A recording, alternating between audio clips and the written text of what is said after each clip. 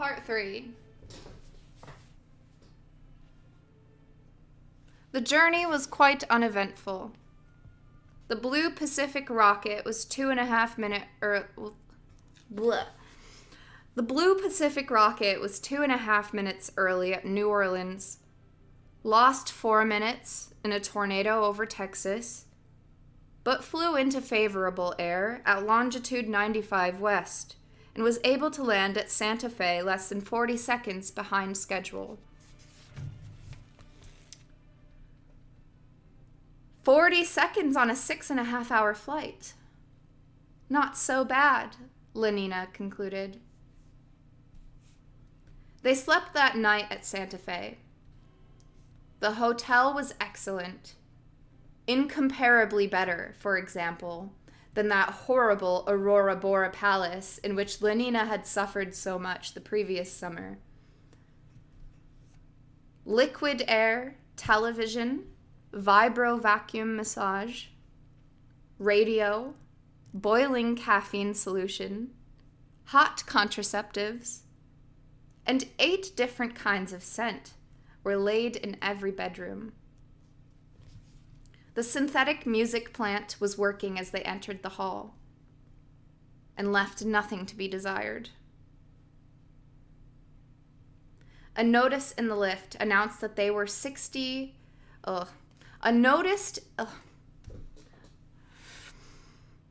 synthetic music plant left nothing to be desired and was working.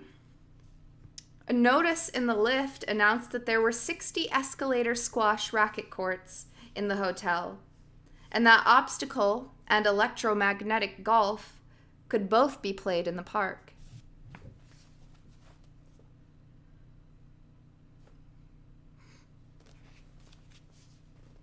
But it sounds simply too lovely, cried Lenina. I almost wish we could stay here. 60 escalator squash courts.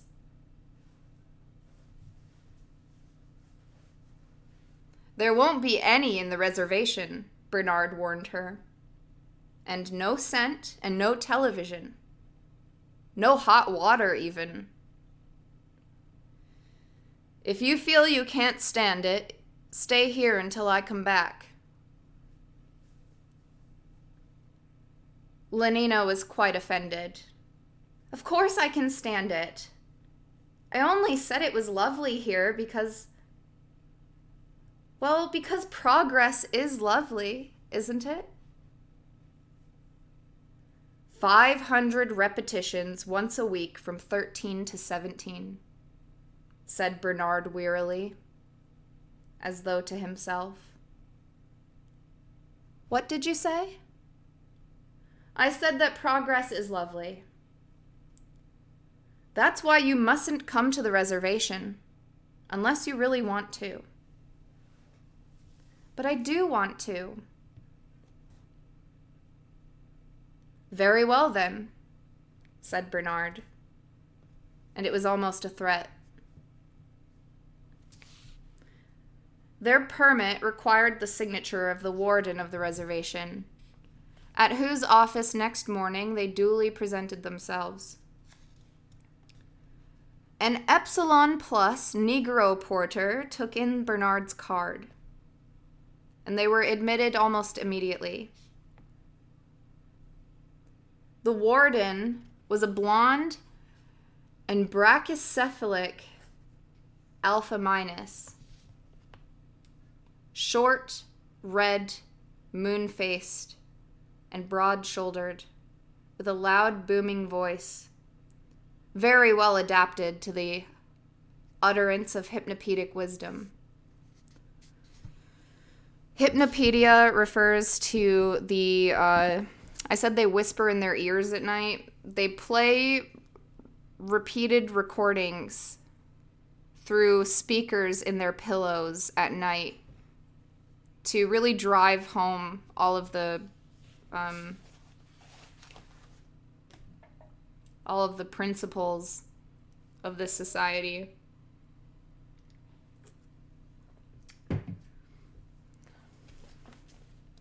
"500 repetitions a week from 13 to 17.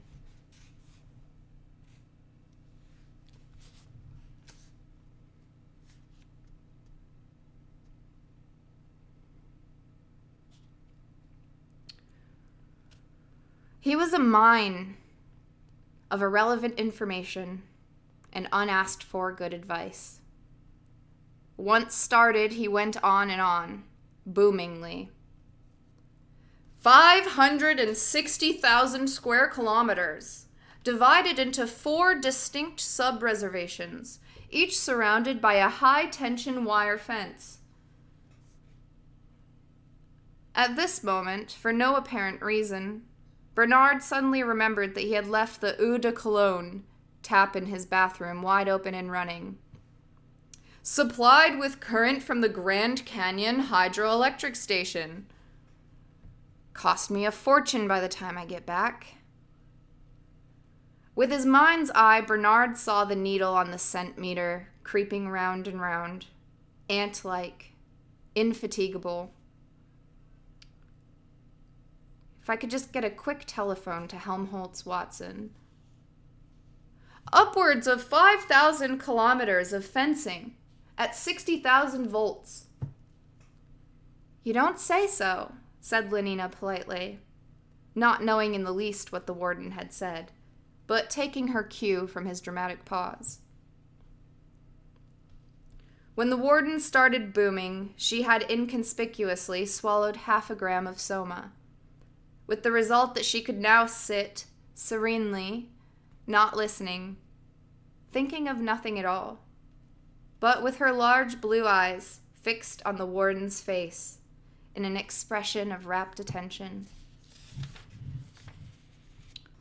To touch the fence is instant death, pronounced the warden solemnly. There is no escape from the Savage Reservation.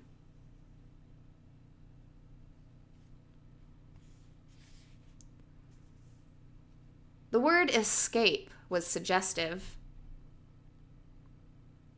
Perhaps, said Bernard, half rising, we ought to think of going. Excuse me. The little black needle was scurrying, an insect, nibbling through time, eating into his money. No escape, repeated the warden, waving him back into his chair. And as the permit was not yet countersigned, Bernard had no choice but to obey.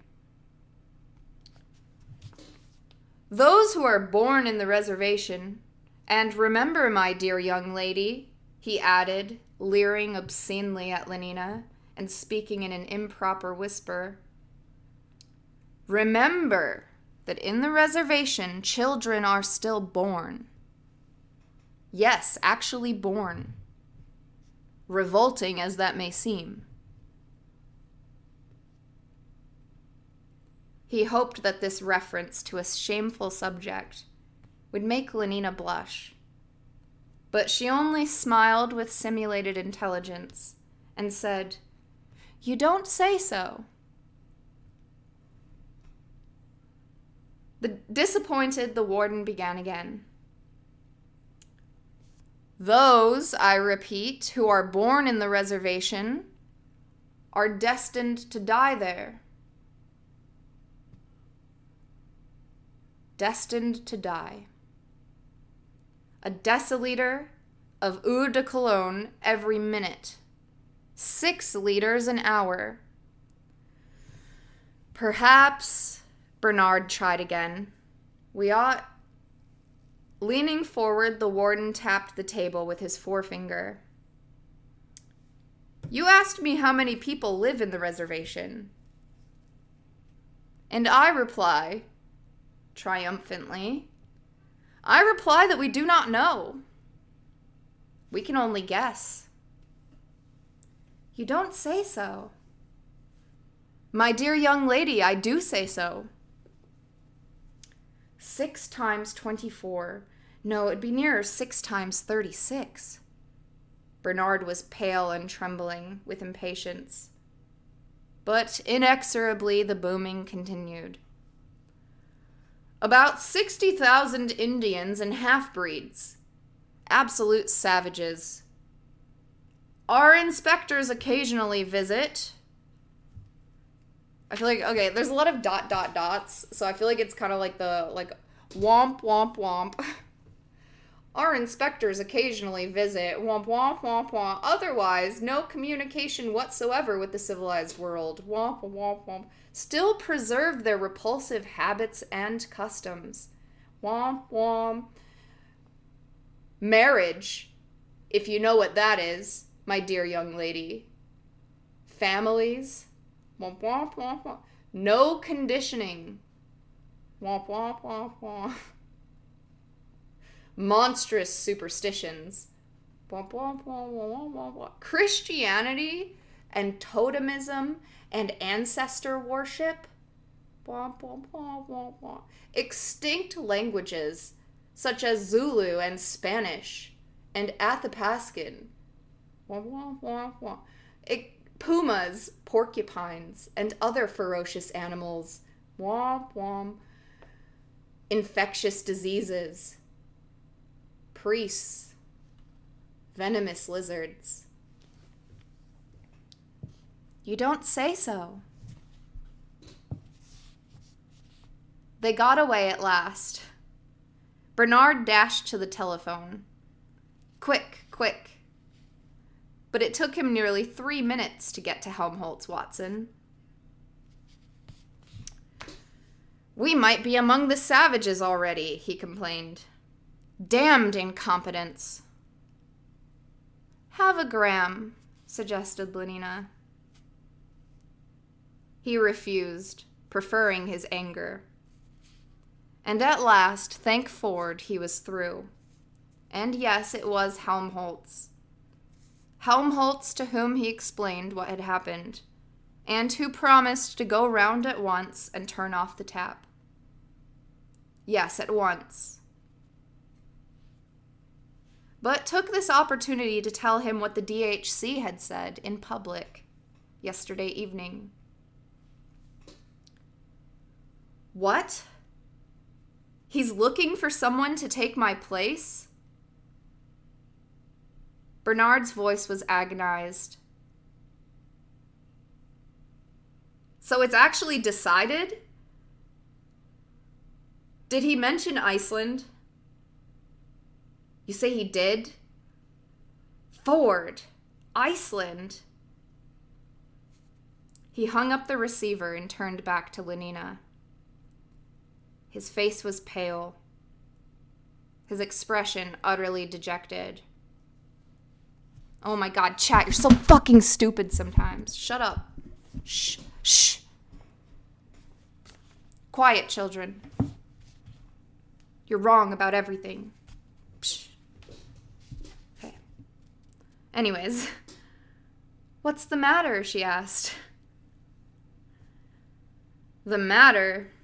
He dropped heavily into a chair. I'm going to be sent to Iceland. Except for the person who was actually right in chat. Who was it? I can't even scroll up to see who it was, but whoever said, you know who you are. You were right, but not you.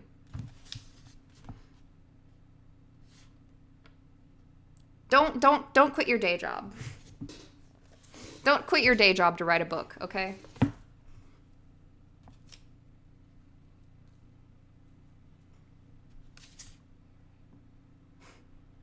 Berniculus, I'm talking to you. You were wrong.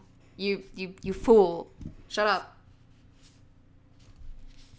Oh, my English teacher told me not to use ellipses.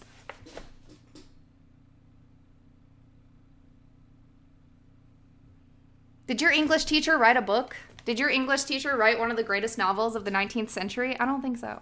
Okay, shut up. Sorry, I'm not trying to be mean. Just shut up. God. Ford.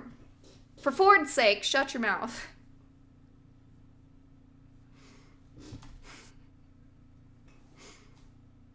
My English teacher wrote several books. Well, I've never heard of them. He's being sent to Iceland. Does nobody care? Nobody cares. Nobody cares. Nobody cares.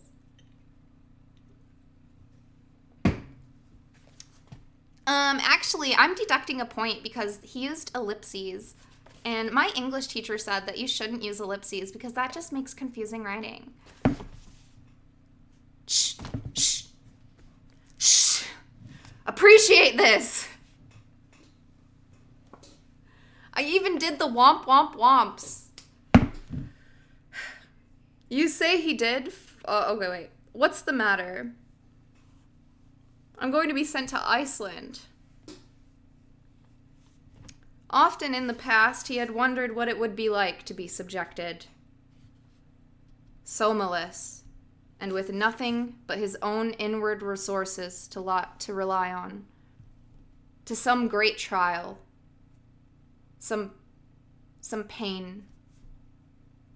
Some persecution. He had even longed for the affliction. As recently as a week ago, in the director's office, he had imagined himself courageously resisting, stoically accepting suffering without a word. The director's threats had actually elated him, made him feel larger than life.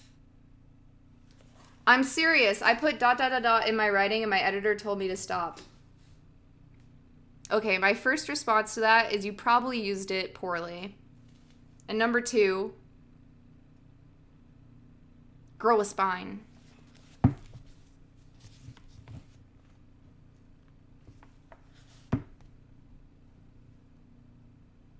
Listen to your editor, but maintain your strength, okay? Most people do not need to use ellipses. So that I agree with. I just got a little mad that you were, like, this was literally one of the best examples of, like, using ellipses, you know, to it's most, like, I don't know. It was very accurate right here, so that's why I got mad. I don't give a fuck about your editor or your English teacher. Shh. He had longed for the affliction just a few weeks ago. He was super excited because the director was on his dick about it. Made him feel strong. Larger than life. But that, as he now realized, was because he had not taken the threats quite seriously. He had not believed that when it came to the point, the DHC would ever do anything. Now that it looked as though the threats were really to be fulfilled, Bernard was appalled.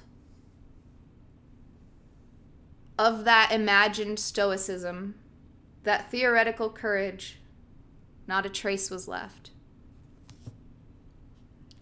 He raged against himself. What a fool. Against the director. How unfair not to give him that other chance. That other chance with which he had no doubt at all he had always intended to take. And Iceland. Iceland. Lenina shook her head. Was and will make me ill, she quoted. I take a gram and only am. In the end, she persuaded him to swallow 4 tablets of soma. 5 minutes later, roots and fruits were abolished. The flower of the present rosily bloomed. Yeah, instead of the colon up here, I should have done content warning ... Okay. Moving on. Was and will make me ill. 5 minutes later, roots and fruits were abolished. The flower of the present rosily bloomed. Blossomed. A message from the porter announced that, at the warden's orders, a reservation guard had come round with a plane and was waiting on the roof of the hotel. They went up at once. An octoroon in a gamma green uniform. An octoroon in a gamma green uniform saluted and proceeded to recite the morning's program. A bird's eye view of 10 or a dozen of the principal pueblos, then a landing for lunch, in the valley of Malpai. The rest house was comfortable there, and up at the pueblo the savages would probably be celebrating their summer festival. It would be the best place to spend the night. They took their seats in the plane and set off. 10 minutes later, they were crossing the frontier that separated civilization from savagery. Uphill and down, across deserts of salt or sand, through forests, into the violet depths of the canyon, over crag and peak and tabletop mesa, the fence marched on and on. Irresistibly the straight line, the geometrical symbol of triumphant human purpose. Build the fence. And at its foot, here and there, a mosaic of white bones. A still unrotted carcass, dark on the tawny ground, marked the place where deer or steer, puma or porcupine, or coyote, or the greedy turkey buzzards, drawn by the whiff of carrion and fulminated as though by a poetic justice, had come too close to the destroying wires. "They never learn," said the green uniformed pilot, pointing down at the skeletons on the ground below them. "And they never will learn," he added and laughed, as though he had somehow scored a personal triumph over the electrocuted animals. Bernard also laughed. After 2 grams of soma, the joke seemed for some reason good. Laughed and then almost immediately dropped off to sleep. And sleeping was carried over Taos and Tessike, over Nambi and Picaris and Projake, over Sia and Cochiti, over Laguna and Acoma and the Enchanted Mesa, over Zuni and Cibola and Ojo Caliente, and woke at last to find the machine standing on the ground. Lenina carrying the suitcases into a small square house, and the gamma green octoroon talking incomprehensibly with a young Indian. "Malpais," explained the pilot, as Bernard stepped out. "This is the rest house, and there's a dance this afternoon at the pueblo. He'll take you there." He pointed to the sullen young savage. "Funny, I expect." He grinned. "Everything they do is funny." And with that, he climbed into the plane and started up the engines. "Back tomorrow. And remember," he added reassuringly to Lenina, "they're perfectly tame. Savages won't do you any harm. They've got enough experience of gas bombs to know that they mustn't play any tricks."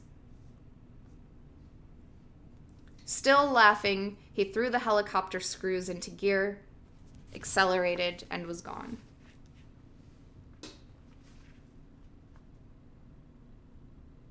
The end of chapter 6.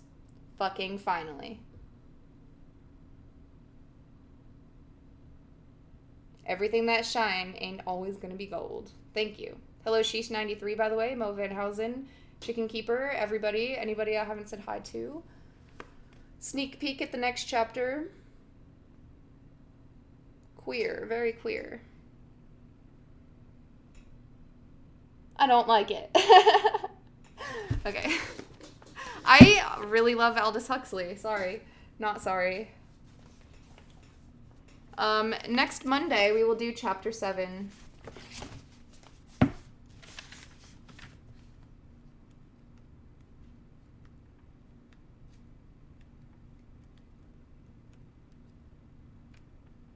Ooh, it's a long one. Seriously?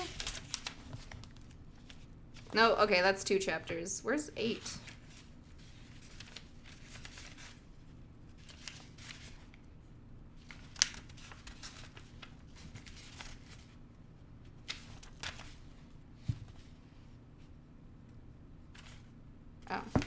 It's still pretty long. The next chapter is pretty long. So we'll do chapter 7 next week on Monday. As you can see, Monday. Anonymous, thank you for $100. Good reading, top-notch voice acting. Ellipses controversy. Finally done with chapter 6, though, and Melissa approves. Thank you so much. And God bless you all. I mean, Ford. Ford bless you all. In the R Ford.